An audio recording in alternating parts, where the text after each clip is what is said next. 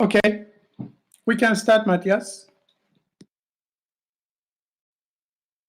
All right, you are welcome, Renata, and the audience. Yeah, this is the Amber Network Festival keynote or thematic speech by Renata Salecl tonight. Amber Network Festival is actually the continuation of Amber Festival, which we had 9 editions between 2007 and 2015 in Istanbul.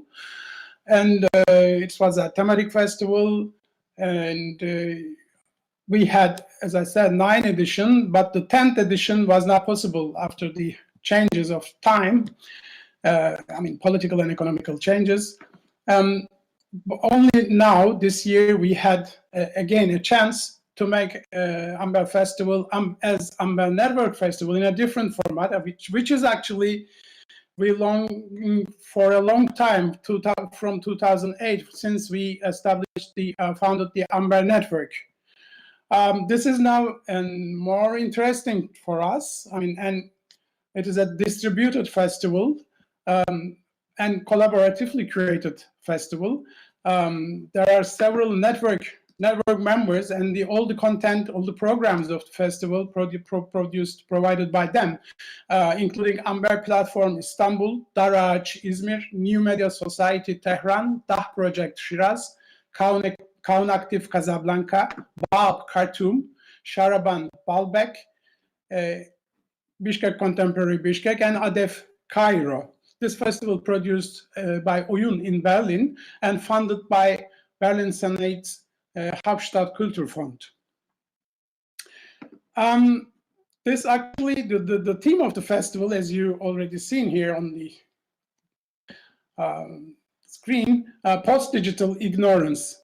I had a chance to work together or to collaborate with Renata Salecl in one of the European projects that we were as a partner as a Amber platform, and during those talks and events of the festival, I had a chance to hear the article of the first article, maybe now, which is now a book of on ignorance. So after that, it became the theme of the festival. Actually, it was 2017. So it was very early beginning of this, I guess, your story with the book, maybe. And in 2017, we didn't have a chance to realize the festival. But since then, whenever we could have done it, it would have been the theme. So it was this year only, and with a good coincidence that by the end of this 2020, the book also published. So now I have this link here in the chat. You can click and go to the book by Princeton Press. And there is another nice offer by Princeton Press and Renata, who can use this, I mean, who wants to buy this book will have a 25% discount by this code till the end of the month. So thank you for this kind offer as well. And Renata Salecl, a philosopher and sociologist, is a professor at the School of Law at Birkbeck College, University of London, and senior researcher at the Institute of Criminology at the Faculty of Law in Ljubljana, Slovenia. Her other books are actually, which are also translated in many languages, but also in Turkish, Tyranny of Choice and On Anxiety. And now, A Passion for Ignorance, a Turkish edition of this, also on the way. And again, thank you, Renata, and I'm leaving the floor to you. Thank you. Thank you. One more warning. We are using BBB, and you yourself control your screen. So if you just click on the top right corner of this post-digital ignorance poster. You can get rid of it, and you can see the speaker in full size. Thank you. Thank you, Ikmal, for the invitation, and thank you for the collaboration.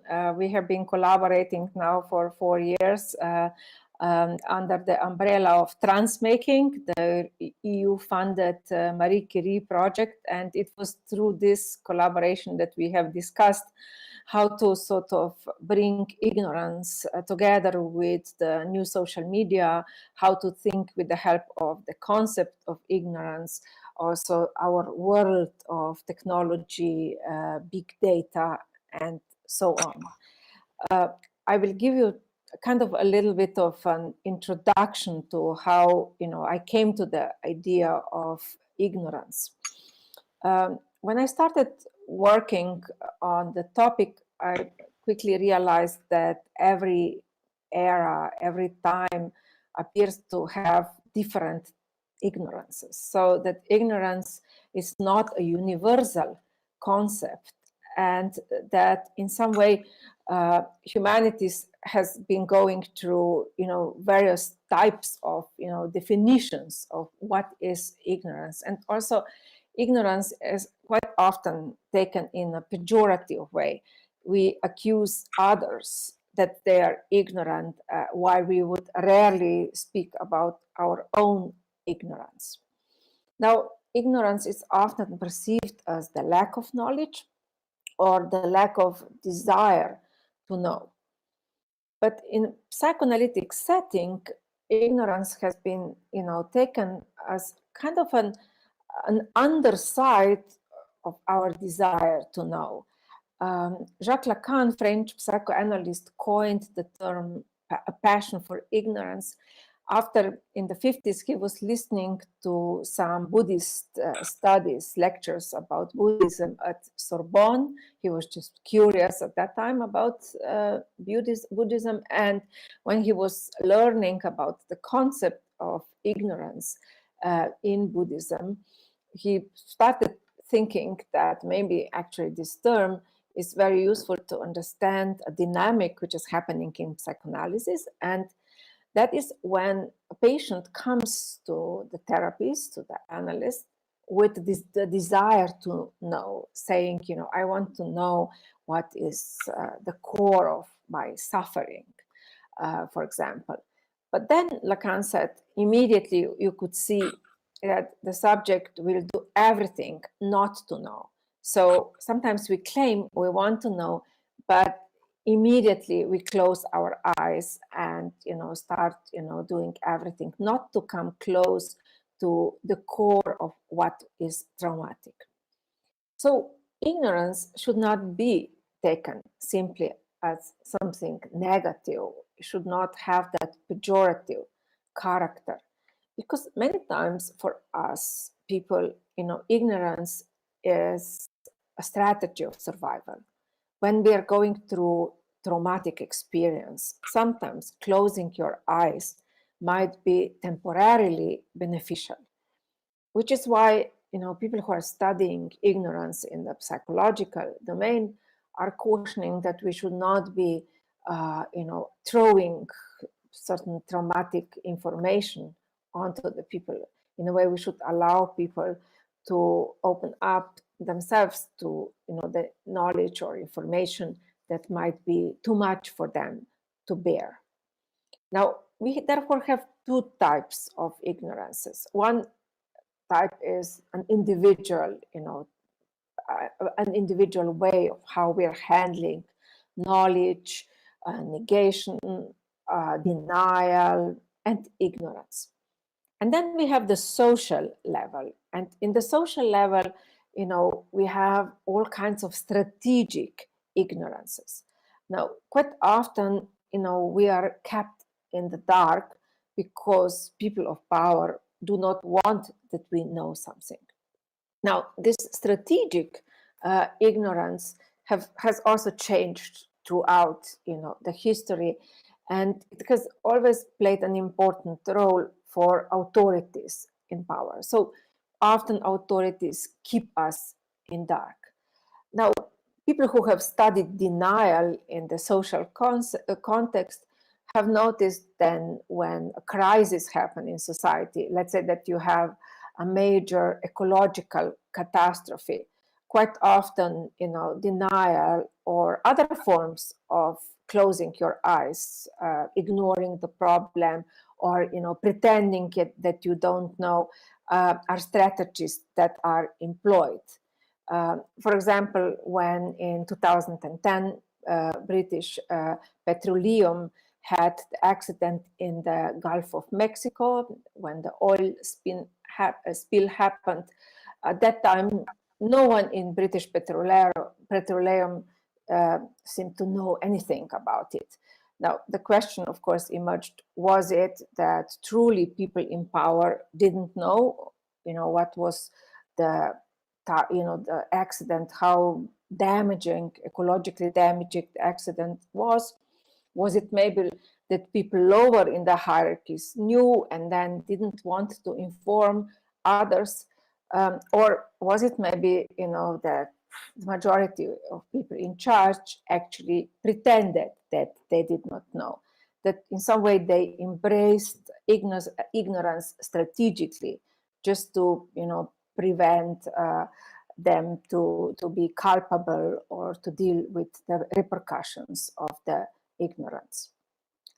Now, there are still other ways to think about ignorance, and that is, if ignorance is not, linked simply to knowledge or the lack to know, the lack to desire, the desire to know, we can also see that ignorance plays an important role in the intersubjective relationships, which is why in my project I started looking also at, ignorance in the interpersonal relationships, where we refuse to notice certain behavior or a person. So quite often people feel ignored in today's world. And my question became whether, we can think together this ignorance as the relationship to knowledge and ignorance as the interpersonal feeling when we are ignoring other people or when ourselves we feel ignored.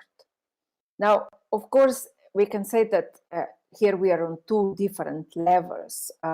One is, the level where we deal with knowledge, and the other one is much more a kind of a psychological, level where, it is very hard to pinpoint what does it actually mean that to feel ignored, or what does it mean that when we are ignoring others. But my idea was that in today's society, the fact that more and more people are feeling ignored is contributing to the type of ignorance that we can observe in today's world, especially in the domain of social media. Now, in the conclusion of my book, I was sort of tackling the question of, the obsession that we have today with sharing fake news or conspiracy theories. And there I realized that this feeling of being ignored plays an important role. Some quite contemporary research, which has sort of looked at, the behavior of people who are passionately sharing fake news or conspiracy theory, questioned whether people who are sharing these theories actually believe in the knowledge that they are sharing. So do people who on the social media are sharing conspiracy theories or fake news believe in this news? Now, the surprising answer of some of the research was not. That quite a lot of people who are sharing fake news do not believe in this news themselves, or also do not themselves strongly identify with conspiracy theories if they are sharing these theories around. What they are gaining through sharing and, what they're getting from clicks they're getting or, upvotes, they are getting on the social media or transmission that is going through social media with their help is a certain emotional gain. They're often feeling, these people who are, anonymous, quite often anonymous people who are very active in sharing, fake news and conspiracy theories, they're often feeling ignored. They're complaining that they are not noticed. And, when they are sharing certain news, which is then, shared again or upvoted, liked, they are getting recognition. First, they are getting recognition from their group, but they're also getting a certain recognition when they provoke anger, pain on the other side. Let's say that they are sharing certain political, provocative political ideas, targeting someone from the opposite political spectrum. And when they're getting response, let's say angry response, they get certain emotional satisfaction. So here we can see how, the question whether something is true or not, whether something is a fact or not, plays, a second fiddle, since for people, the fact that they are recognized or that they are getting recognized, and that fact that they are steering certain emotions is playing a more important role.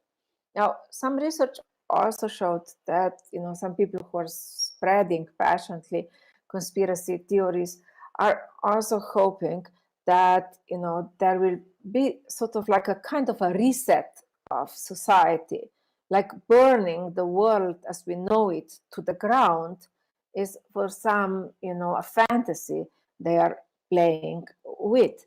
Of course, hoping they themselves will survive and, continue living. But that kind of a desire for starting anew also reminds us of psychoanalytic reasoning. Already Sigmund Freud was, talking about eros and thanatos being, the two types of energies, drives that are at work not only in individual's life but in society as such. And he was questioning whether, eros, a certain kind of a push for a renewal, for continuation of life, will win over these attractive tendencies in society as such, or also in individual life. We can see this, battle going on quite often. And in some cases, the self-destruction is winning. Now, going back to ignorance, we can say that in our individual life, ignorance is also an important ingredient in interpersonal relationships. Let's say love. Love, requires often, at least in the first stages, a certain blindness, closing of your eyes, not seeing too much. So the fantasy linked to romantic love requires that we do not know too much about the other, so that we can create a story that keeps our love alive. Here we can say that new social media and even simple text messages are contributing a lot to the fantasy. Quite often, the fantasy is stronger if there is a distance, if we do not have too much of an access to the beloved. Then we can create our own stories, which allows us to continue being enchanted by the person. Now, there's also quite a lot of ignorance at work in child rearing. We are even taught that we have to ignore naughty behavior of children, or that we have to sort of sometimes even use ignorance as punishment, like time out that we use for small children is a form of ignorance. Now, the capacity to ignore is an essential part of intimate relationships and also of social relationships. And sometimes it is the lack of this capacity that can be problematic in our lives. I remember reading an interview with a woman who has one of the highest IQs in the United States. And I remember she was asked, how come being so intelligent, she didn't become like a top scientist or create like an amazing career? And she said that actually she had a problem that she could not ignore information. So she knows a lot about a lot of things, but she could not specialize, since specializing in something, some particular knowledge, requires that we ignore other types of information, at least, temporarily. So this woman could memorize a huge amount of data, but she could not easily judge, what is relevant, what isn't in a given situation. So the career of this woman was blocked because she was unable to choose a special type of knowledge, she would focus on. Now, Confucius pointed out that a real knowledge pertains to knowing the extent of one's ignorance. Similarly, Thomas Jefferson pointed out that a person who knows how little he or she knows. And, Benjamin Franklin also pointed out that it is not a shame to be ignorant, but, a shame is to be unwilling to learn. I was raised in a former socialist country, Yugoslavia, and I remember in school we were constantly told that our president, Marshal Tito, he was known to encourage knowledge, and so he was known to teach us, you have to learn. Now, very similar three words actually were used before him by Lenin, who also, whenever he met young people or students, used these three words. You have to learn. Now, in contemporary society, there was a change that, leaders in some way stopped encouraging this learning or, the pursuit of knowledge. And we can say that some leaders, like former American President Donald Trump, even in a way made kind of made being proud of being ignorant. So in some way, Trump and similar leaders did not feel ashamed for the lack of knowledge. And in a strange way, they opened up the doors for identification with a lot of people, people who maybe did not cherish knowledge so much in their lives. When you have a leader who is not ashamed for his lack of knowledge, it is easier, for some people to identify with him or her. Now, I remember years ago in one of the British episodes, Big Brother, there was a woman who won in one of the episodes, and she became super famous after she did not know where the town Cambridge is. She did not know in which country Cambridge is located.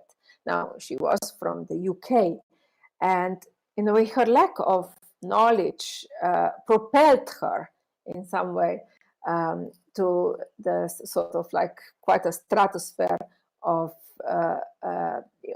fame at her time, because for a lot of people, this lack of knowledge and kind of the lack of feeling shame for not knowing such a banal thing was a point of identification. So when someone does not know and does not feel, shame for the lack of knowledge, that can help establishing certain social bonds.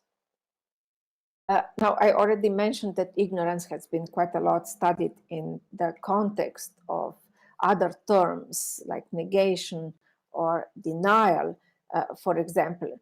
There's another term that is important in this context, and that is the term protective stupidity.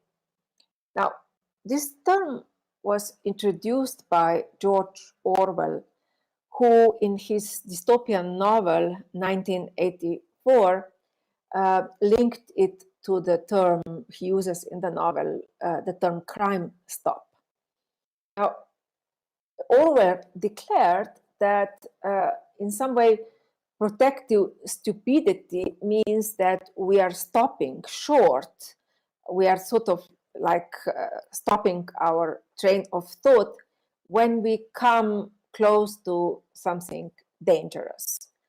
And he says that on the social domain, in the social domain, we also have, powers which are sort of failing to see logical errors, or, are kind of misunderstanding simple arguments. So in a way, for the people in power, sometimes, it is important that they appear protectively stupid. Now, we can see many, examples among contemporary state leaders, but also in everyday life, people are using protective stupidity, or we can call protective stupidity also deliberate ignorance. I remember a friend of mine was dealing with a traumatic situation in his life. A family was in crisis because the mother was ill with incurable cancer. Now, the family decided every Friday to go into a kind of a protective stupidity mode, since they decided from Friday until Monday they will not talk about illness, and they will pretend as everything is back to normal. Now, the woman was still incurably ill, but this pretense gave them over the weekend at least an illusion of normality. Now, sometimes ignorance can be also linked to self-deception. Leonardo da Vinci observed that sometimes the greatest deception is our own opinion. And Upton Sinclair added that it is difficult for a person to understand something when his or her salary depends on not understanding it. Now, in literature, we see many examples of how useful protective stupidity, ignorance, or denial can be. An example can be Henrik Ibsen, who in his work, The Wild Duck, pointed out that if we deprive the average man of his lies, we often take away his happiness. Now, sociologists and psychologists have also studied self-deceptions, and they have observed that many times people are, completely unrealistic about themselves, especially about their abilities, and that they actually do not have accurate self-knowledge. In the early 90s, one research on self-deception in academia found out that 94% of American university professors thought that they were better at their job than their colleagues. A very similar study was done among high school students, and here too, a majority of students thought that they were above average. And even 25% of students in one survey thought that they are the top 1% of students in their class. Now, how often do we hear people admitting that they do not know something? When was the last time that you heard a high-ranking politician saying that he or she does not know what might be the outcome of the policy that they are promoting?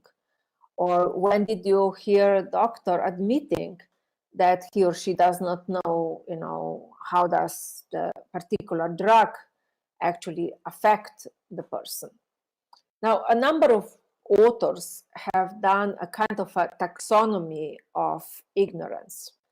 There were, some people are saying that one type of ignorance that we can observe are the so-called known unknowns. So these are things that we know that we don't know. There are, unknown unknowns, the things we don't know. Then, of course, then there are things we think that we know, but we actually don't. These are usually perceived as errors. And then there are things we don't know, we know, kind of tacit knowns. And quite often in societies, we also observe taboos, forbidden knowledge. And as I mentioned already before, deniers. American theorist Nancy Tuana offered 4 domains of ignorance. She described 4 domains. First were kind of knowings. First type of ignorance is knowing that we do not know, yet we do not care to know. The second would be that we don't know that we do not know. Third would be not knowing because privileged others do not want us to know. And the fourth would be willful ignorance. Now, in the history of philosophy, it was Nicholas de Cusanus,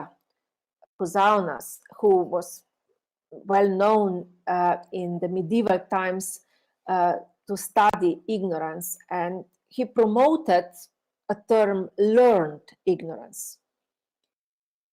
The idea of this term is that the subject, in a way, should come to a state of, understanding the limits of his not knowing, his or her not knowing.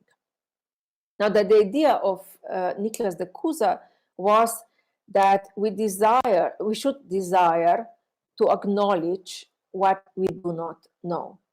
Since for him, the essence of the things was, unknown, incomprehensible in its fullness.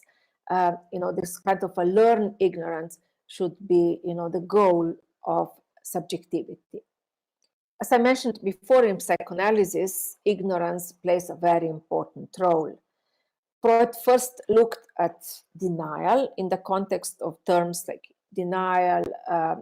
He also analyzed negation. And in one of his examples, he speaks about a person coming to analysis, speaking about some traumatic dream, and then at some point saying, the woman whom I mentioned in my dream is not my mother. Now, Freud's point was that no one said that the woman in the dream was this person's mother. Why did the person have the need to negate something? And Freud gave a kind of a curious explanation.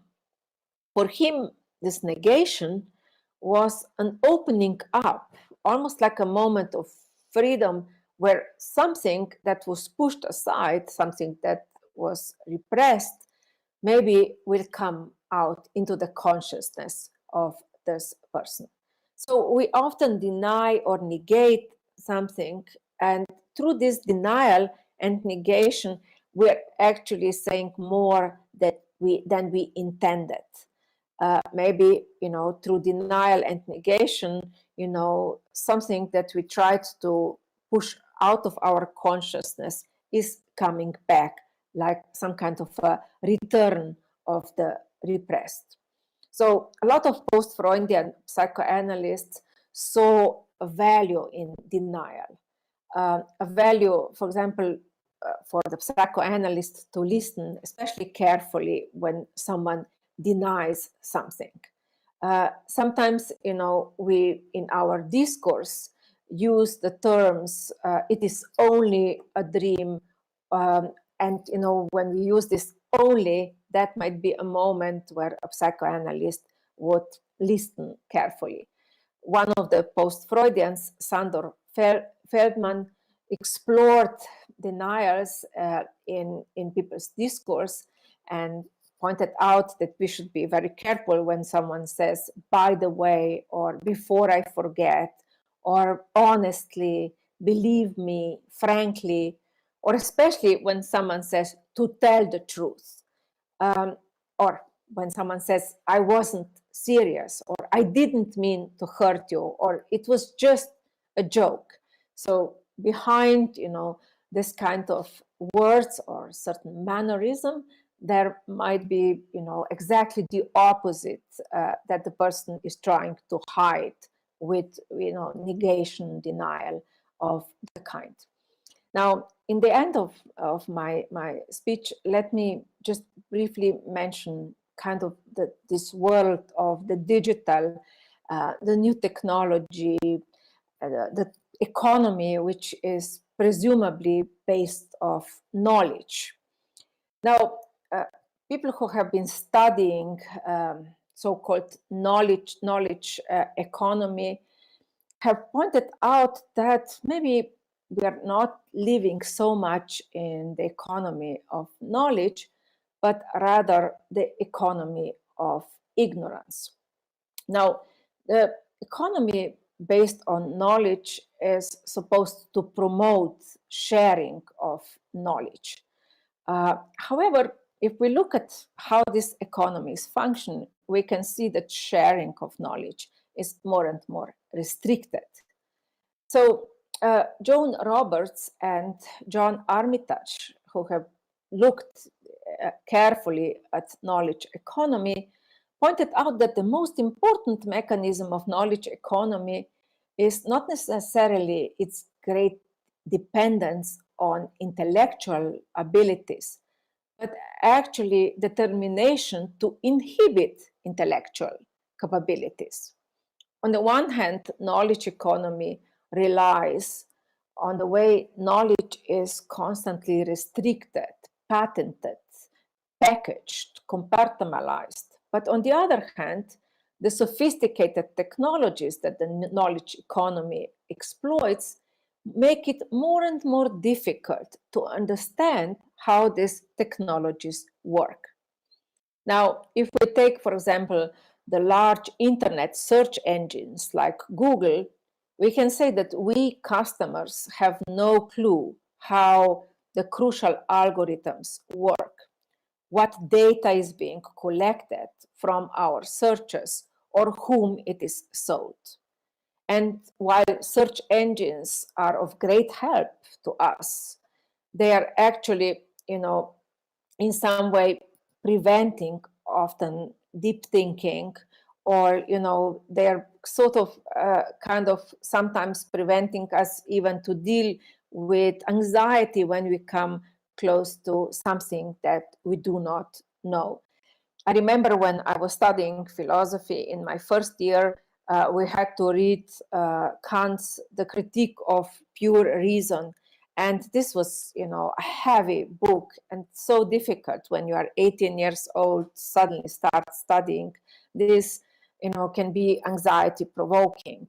And I remember first reading the manuscript, not understanding anything, then, searching for some secondary knowledge, going back to it, about 3 times reading, and then finally getting some clue what is it about. I can imagine that in today's times, when I would experience an anxiety over the lack of knowledge, there would be an easy way out of this anxiety, going searching something on the internet for a quick explanation, or, procrastinating on the new social media and, sort of dealing with my painful anxiety in such a way that maybe I would kind of quickly forget what I was actually searching for. So we can say that new technology are opening all kinds of new types of ignorances. On the one hand, we can easily ignore certain anxieties which might be beneficial when we are dealing with difficult knowledge. But on the other hand, new technologies, new social media are very much relying on our ignorance in regard to how they operate, what kind of data they are collecting, who is having access to the data, how the algorithms have been set. So this type of ignorance is incredibly beneficial for the world of the new technology. And, for the customer, for us, the user, it is very hard to in a way, understand, especially because data and algorithms are private property and we do not have access to knowledge behind them. So digital ignorance is here today with us at every corner.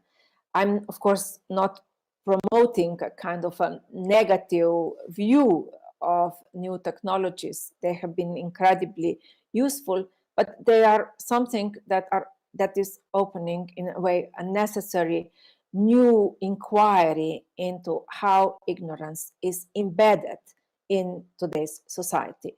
And since we are living in time of pandemic, I will finish my talk with the fact that, since I said at the start that every society is having its own ignorance, the pandemic times have always relied on various types of ignorance. First, societies have ignored usually the pandemic. That happened in the medieval times, it happened with the AIDS epidemic, it happened with COVID-19. At first, people in power have ignored or prevented information. Many countries found its own types of ignorance. I remember at the start of COVID-19, Erdogan was promoting some ideas, or the media close to Erdogan were promoting some ideas that maybe Turkish population will be spared COVID-19 because they have their genetic make is very strong and they might be genetically protected from COVID-19. Another theory, genetic theory, emerged also in Jordan. I remember reading in some of their scientific papers that Arab world has also a certain kind of a genetic advantage and that their lungs are stronger and that's why they will suffer less from the pandemic. Then we had American type of ignorance with Donald Trump, ignored the pandemic for quite a long time. Bolsonaro continues doing it. Mexican president has been also in this group. And of course, individuals in their lives have found always a variety of ways to ignore the danger of the virus. We see people who still ignore the pandemic, or we see people who, because of certain exhaustion, are using, willful ignorance as some kind of a strategy to, continue their lives. Now, ignorance, therefore, in pandemic times can be strategic, directed from the people in power, or it can be individual, which means that people are using ignorance so that they do not need to deal with the traumatic situation they are in. Understanding ignorance in times of crisis, like the pandemic, is essential for, preventing, a certain kind of development of the pandemic, and also for learning something about, traumatic social situations so that we might prevent the future ones to emerge. Thank you.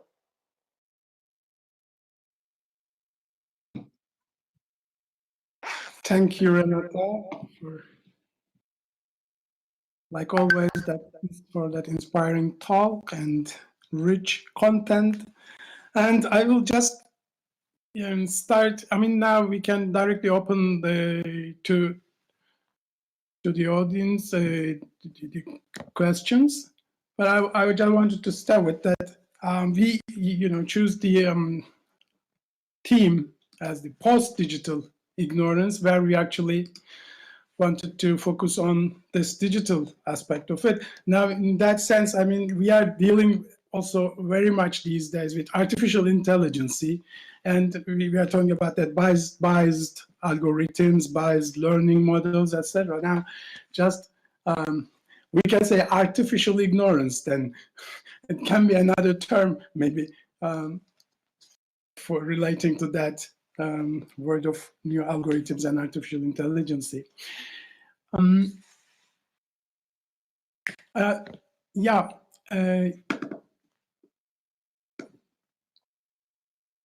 Yeah, you also worked a lot on the big data and related issues too. I mean, more in this field of digital technologies.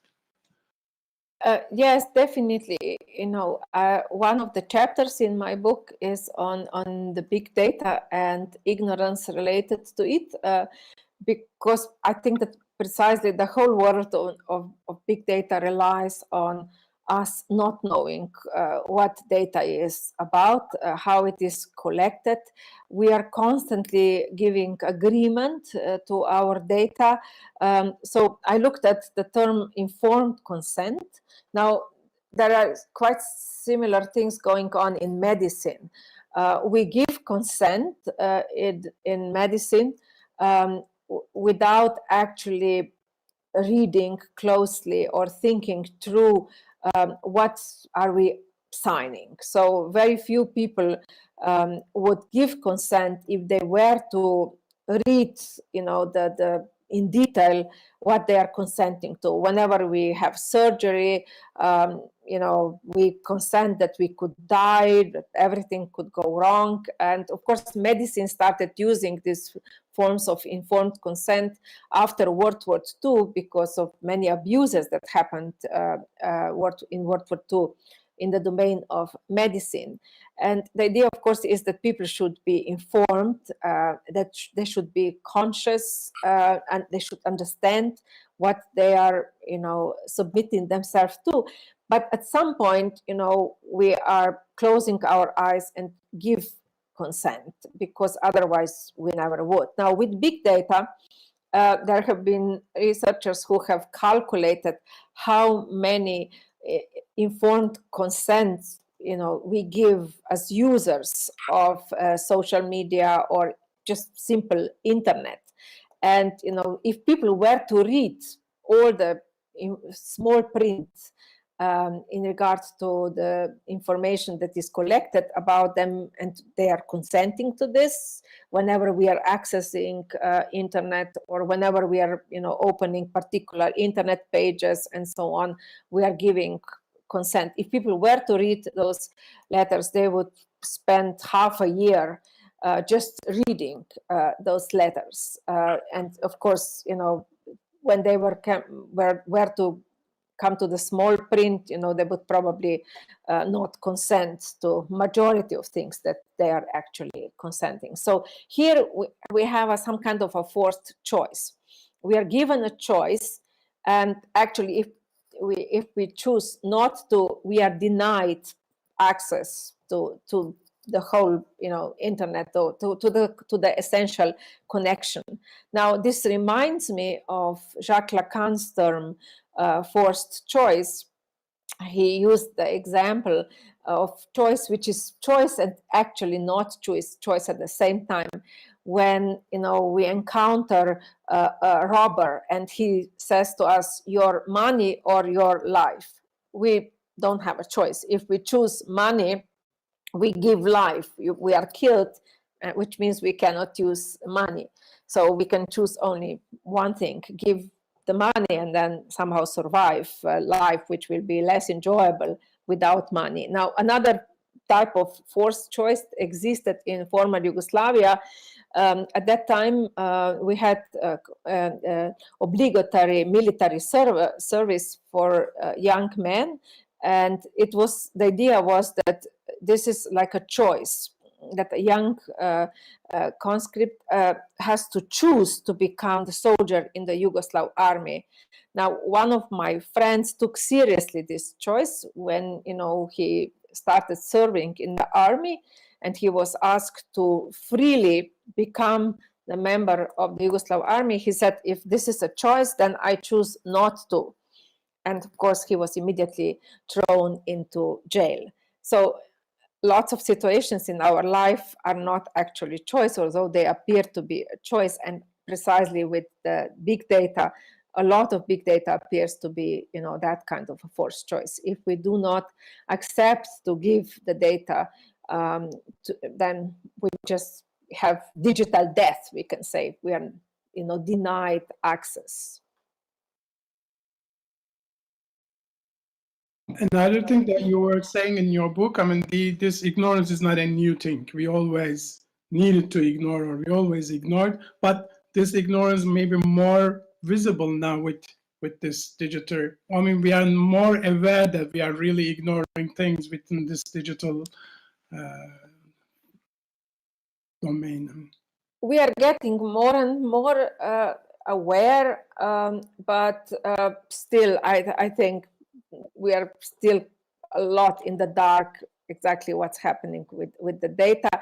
I remember just a few years ago, I was in Kiev in Ukraine, and there everywhere in the city you have free internet. So you public internet, you could connect, all around Kiev freely, easily, without paying. And I remember giving a talk and discussing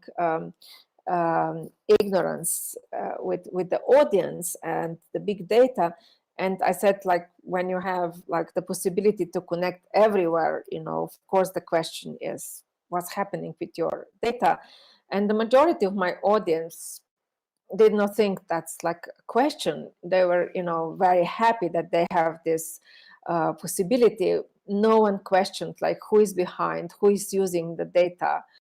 So if something is free, we know we need to be quite careful. There is usually no free lunch, that you pay with something. And now, we pay with our data. As they say, data is new oil, is the new gold. And we are, here the product which is sold and, used without our knowledge how it is used.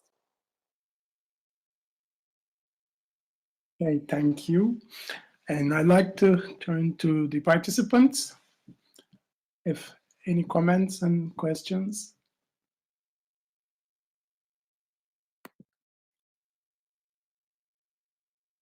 Yeah, Gwen, you can.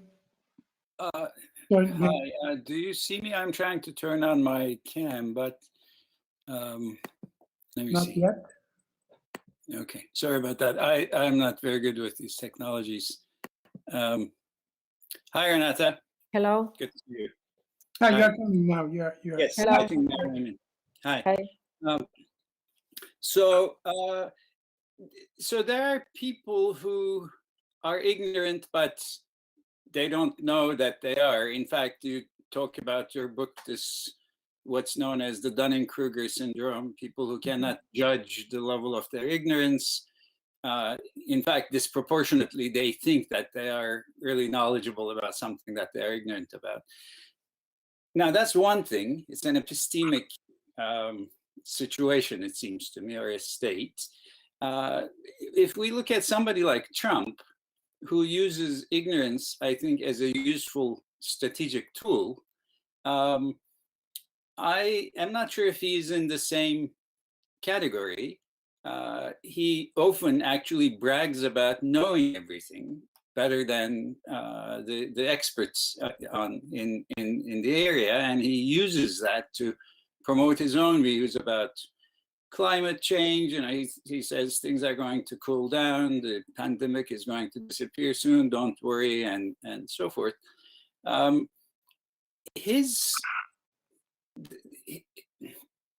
ignorance is used as a strategic tool, what you call willful ignorance, versus when it's an epistemic state and some people who cannot actually judge that they are ignorant. I wonder if we're talking about the same category by, I mean, they are ignorance in some sense, but I wonder to what extent they need to be clumped together. Yeah, with the way Trump reacted towards pandemic, we could see it was, using strategic ignorance, because later we learned that he actually had more knowledge about the virus than he appeared at the time. And so he was denying something that in some way he knew is dangerous. So that here I would say is strategic. Now, what is interesting with Trump, I think, is how he uses ignorance as a point of identification. Although he is, in his words saying that he knows and he has kind of innate knowledge about epidemiology or whatever, he claims that he is like a genius about himself, but in some way he's constantly showing the lack of knowledge in a kind of a narcissistic way, while he appears not to be bothered by it. And I think that lack of knowledge which comes through, which is sort of visible behind his bragging, and also kind of the lack of desire to know, even more, the lack of desire to know, I think that was an important point of identification for people who have voted for him. It was a certain recognition of being equal to him, and I think also him praising, his supporters and their type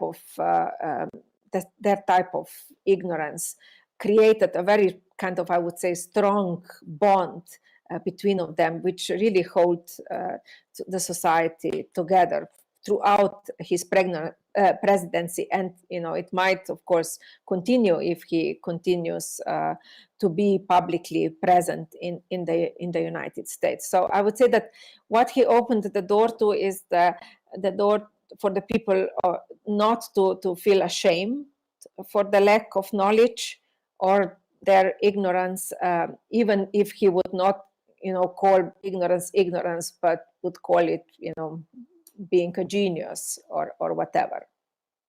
Right, and I think you're saying that he was doing this in a non-direct kind of way, because he wasn't promoting ignorance. He wasn't saying it's best to be ignorant, and here I am ignorant about the facts just as you are, so don't be ashamed. He was actually pretending to be the best expert on these issues, even though he was ignorant. And you think that was the point of identification with his base? I think the surmise of his message was the promotion of ignorance. So in between the lines, he was opening the doors for ignorance. Yeah. Okay. Thank you.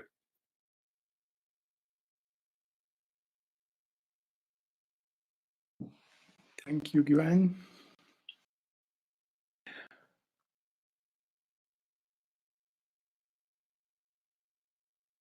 Yeah. Any other comments or questions? We have several comments in the chat. Oh, yeah. Either people want to read themselves, or I can read maybe the first questions aloud. From Burshin Altin Sai. Do we have a single term that fully defines the state that is opposite of ignorance? Yeah, I think, the pursuit of knowledge.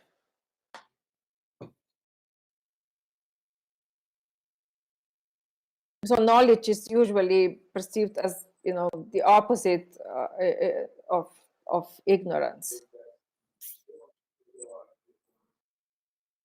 May I ask my question? Yes.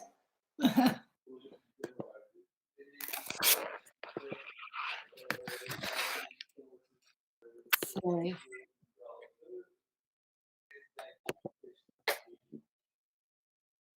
Hello. Yes, Burcu. Yes. Hello. Yeah.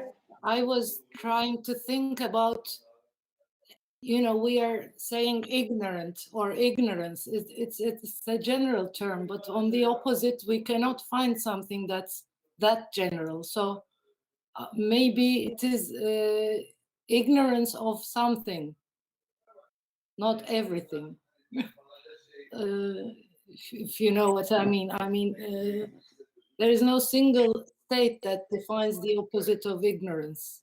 We say knowledgeable, but so when we call it ignorance in general, that may not cover the state of that person or whatever, wholly.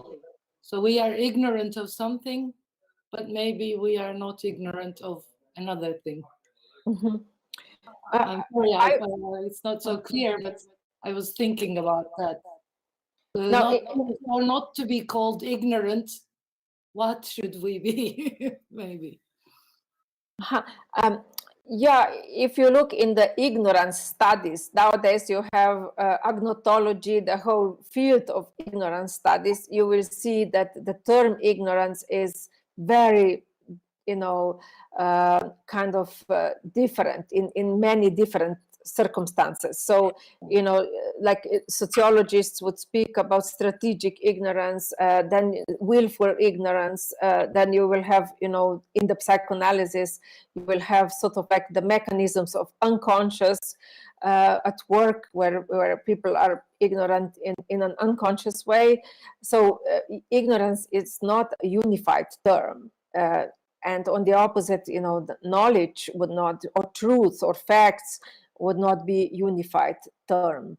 That's at least I was trying to convey, you know, this in my brief talk, how, you know, from willful ignorance to strategic ignorance to not, you know, knowing that you are ignorant to the unconscious ignorance. Ignorance is sort of used in different contexts in a very different way. Or even, you know, when I said at the beginning, when we are speaking that people are feeling ignored, not acknowledged, here the term ignorance has completely different meaning. Yes. Yes, it's defining partial situations in a way.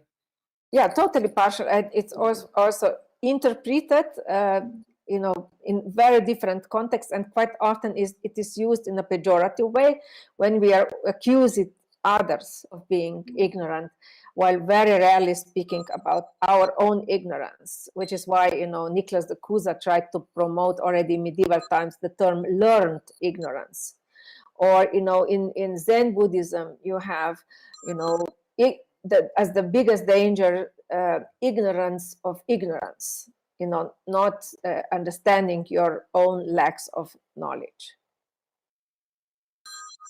Yes, thank you. Thank you.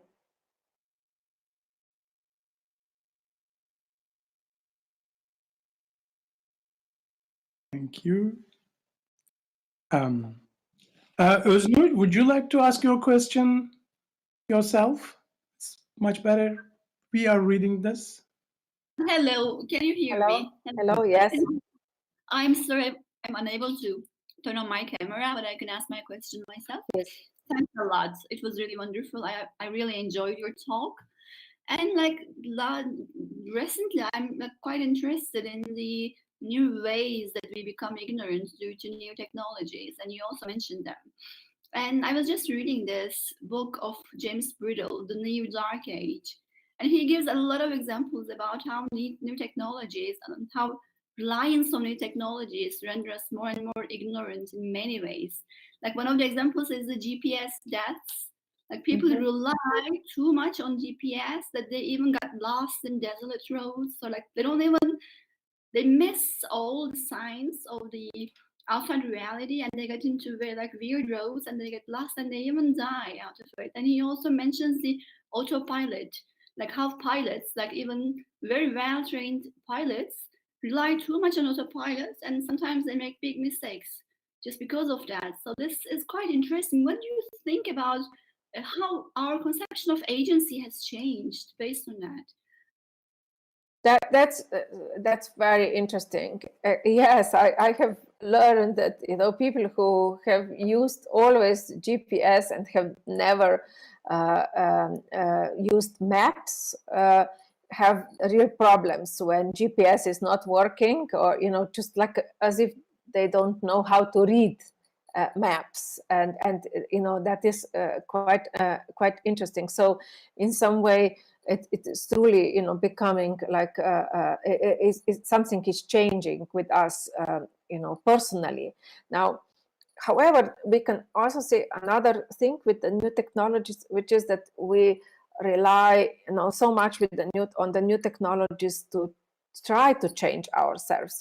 If you look at all the new technologies that we use for self-improvement, you know, we are using Fitbit, we are using all kinds of apps to monitor everything about our body, and especially to monitor our productivity. There are so many, you know, apps which are trying to make us, you know, more efficient, which are helping us to fight against procrastination, and so on. And here, the interesting thing is that we often completely ignore the fact that these apps are collecting data about us and are selling information about us, especially, you know, those who are free, I guess even more, but I guess that those we are paying are also, you know, relying on the data they are collecting about us. So new technology is opening, you know, a kind of a passion for improvement, but is also kind of opening the doors to self-surveillance. So we observe a change in subjectivity in today's times, dominated by technology, by artificial intelligence. And I think for psychoanalysts, it's really interesting to study, you know, this kind of self-surveillance. Now, psychologists have looked into the question, you know, how can people change? And quite a lot of discussion has been about, you know, the whether, you know, the self-discipline relies on, you know, our you know, volition being like a kind of a, our will being like a muscle. So if we are trying to change too much in too many directions, we might get fatigued too much. So maybe we should focus on one change and then on another, and so on. But, you know, people who know a little bit about psychoanalysis would know that, you know, people are not to be taken in a kind of a utilitarian way. You know, utilitarian reasoning was, you know, an optimistic reasoning, meaning that people are trying to maximize their well-being and minimalize their pain. Now, if psychoanalysis is pointing out something, it is that truth is exactly the opposite. People might do everything, you know, against their well-being and find enjoyment in pain. So all this obsession to use technology, you know, for self-improvement in some way opens up the door for still another type of ignorance, and that is that we easily ignore the technology that we buy at first or start using at first to improve ourselves. If you think how many apps you download and you never used, or, you know, how quickly you can forget about your plans for self-improvement.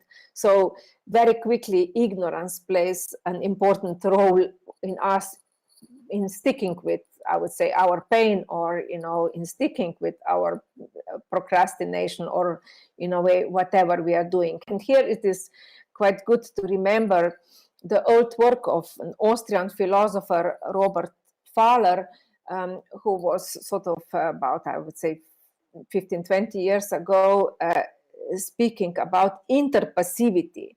Now he was questioning, why are people photocopying books and then never read them, or why are people recording films on their devices and then never watch them. And Fowler's conclusion was that they were enjoying in some interpassivity. So when we photocopy the book, it is that we can do other things, but it is almost as if the photocopy machine has read the book for us, or our recording machine has watched the film for us, and we can do something else. So like in the past, before technology, people have used in Buddhism praying meals. So the praying meal would pray for them, and they could do something else. Or like even in some countries, like Serbia is an example here, for funerals you hire women who cry. So here too we could observe this interpassivity, that someone else is performing a task for us, and we can ignore the task ourselves. And technology in some way allows us more and more this kind of ignorance, when apps are performing, or we are imagining that by having the app, the task has already been done. Let's say that I download a meditation app, very quickly I forget about it. It is almost as if the app is continuing meditating for me, and I can do something more enjoyable in my day. Well, you already mentioned that our team in 2008 was interpassivity, actually. Oh, great. Yeah, and Robert Fowler was the keynote. Yeah, Fantastic. He's a good friend. Yeah, and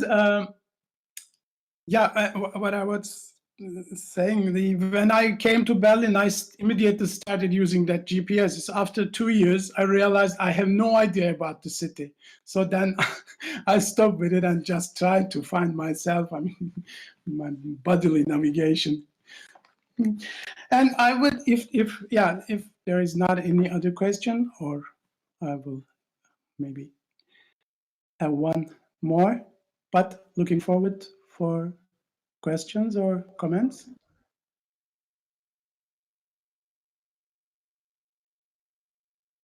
Okay, I just wanted to come back. When we started this with this team, the post-digital ignorance. Ignorance for me as a kind of, I took it as a kind of political stance.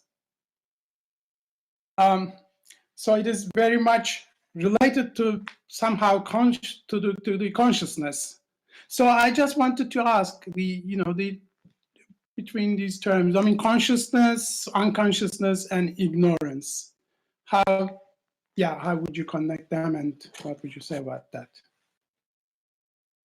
Yeah, it's something, the unconscious often, has a certain knowledge, something, is kind of close to what might be a truth for the subject, which the subject consciously does not acknowledge, does not deal with, or sometimes has repressed it, pushed aside. Now ignorance is one of the strategies of repression in psychoanalysis. So it would be a strategy to push out of consciousness something, although the subject, as I said before, might want to know, he or she would do everything not to come close to truth, so that his or her consciousness cannot deal with. So, which is why Lacan used the term passion for ignorance and not passion for knowledge.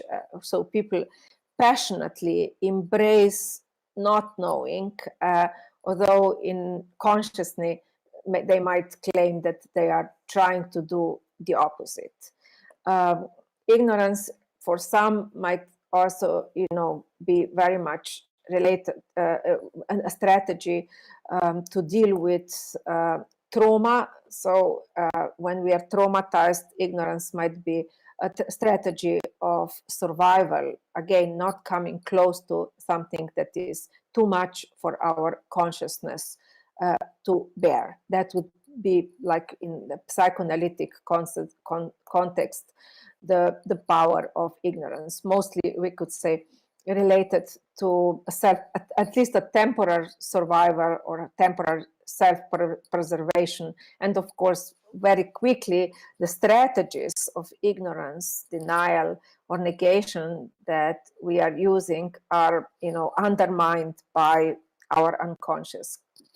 Against these strategies, it might be that, with our slips of tongue, or in our dreams, or in any other ways, that there is a return of the repressed, that the barriers that we are posing are overrun, and that in some way our suffering or our trauma, or the truth of our desire, which has been pushed aside, comes in an unexpected way to the surface, without us, of course, consciously recognizing it, or without us being able to deal with it.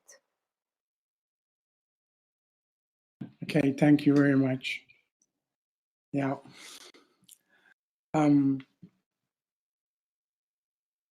am sorry, I cannot turn on my camera to trying to finalize, maybe. So you are ignored. by my computer or by the BB, Yeah. The system. Okay, is there other comments? No.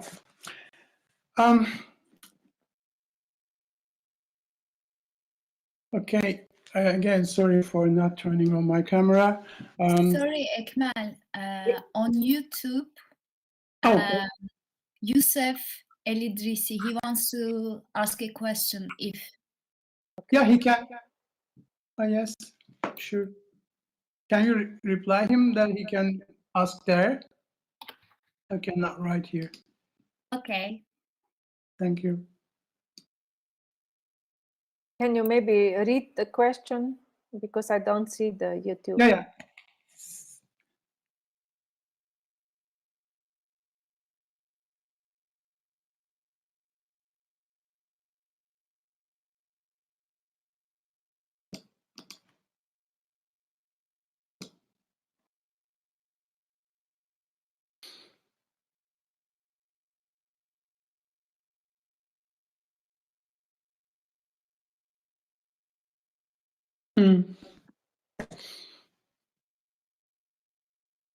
Okay, it's coming.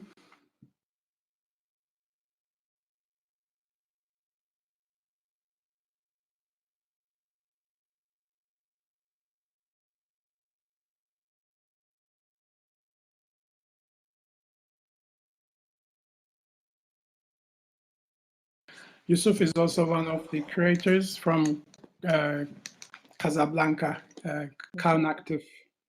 He is one of the partners, Network knows of the festival. And I wish he was here, actually.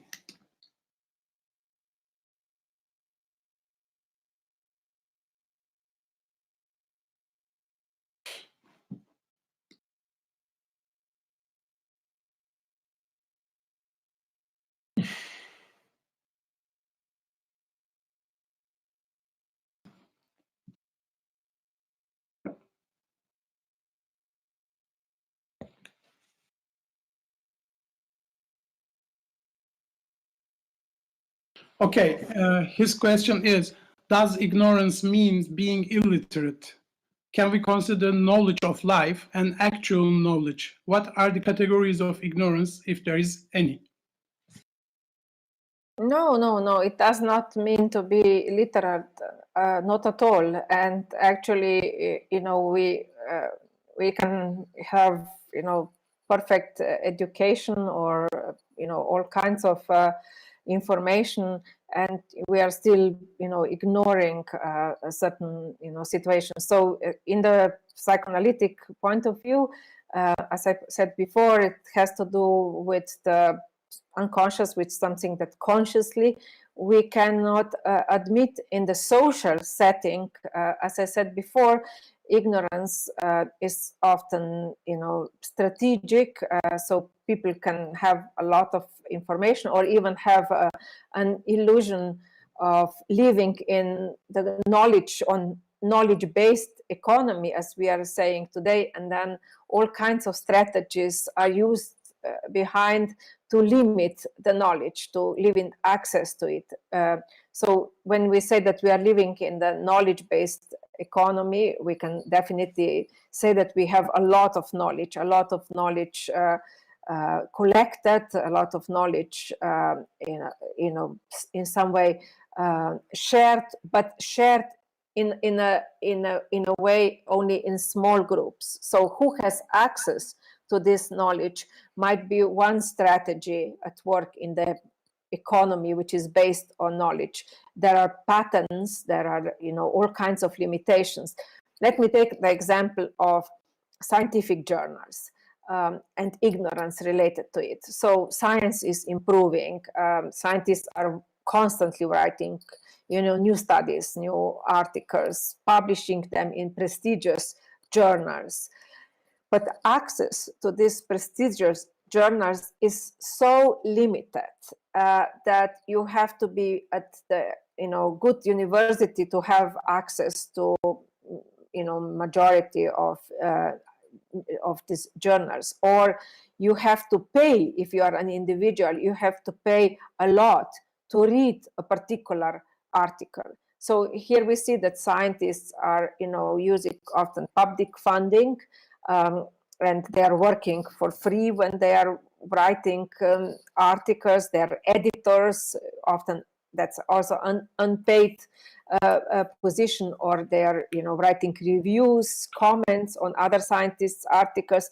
But then this knowledge that they produce becomes limited, becomes property of journals, and you have to, that someone is profiting a lot, especially the scientific journals is profiting a lot from selling it and from limiting access to it. What was publicly funded then becomes something that public money has to pay once more. So usually scientific institutions are paying then for the access to the work, to read the work that they themselves produced. Here we can see that knowledge and the limitation of knowledge are key for the knowledge-based society today.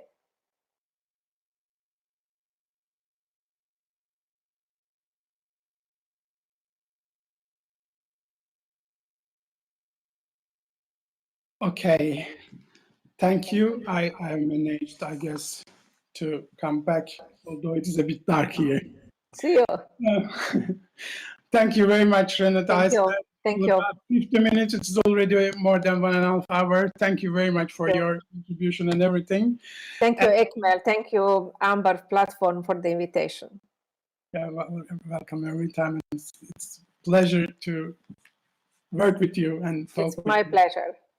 And before leaving, I will just remind that Princeton University Press has 20% discount if you use this code here, and the link is here for the A Passion for Ignorance for the book. So it is on chat for the ones interested. Thank you very much. Thank you, everyone. Yeah, thank you, everybody. Good evening. Good evening. Bye-bye. Thank you. Bye-bye. Bye.